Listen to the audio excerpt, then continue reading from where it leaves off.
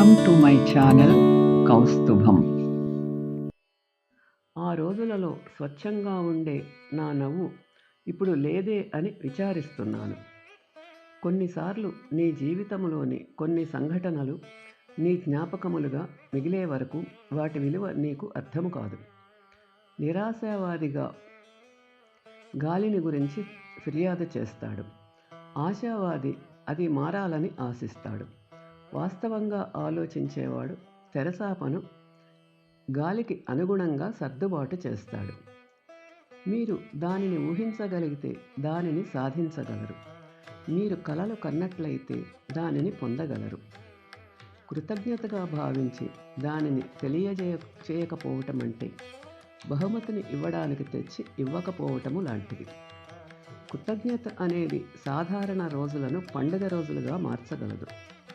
సాధారణ ఉద్యోగాలను ఆనందంగా మార్చగలదు. సాధారణ అవకాశాలను ఆశీర్వాదాలుగాను మార్చగలదు. మీ కోపాన్ని సమస్యల వైపు మళ్లించటము తెలివైన పని.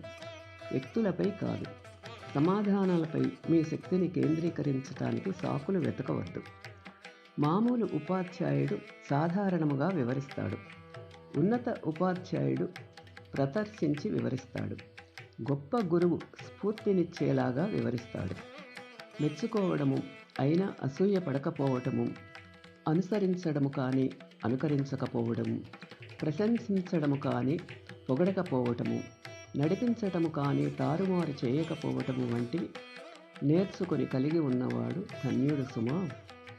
ఈరోజు చాలా అసాధారణమైన రోజు. ఎందువలన అంటే ఇంతకుముందు ఎన్నడూ జీవించలేదు. మనము దానిని మరలా జీవించము. అది మనకు ఉన్న ఏకైక రోజు కాబట్టి. Thanks for watching. Like, share and subscribe my channel.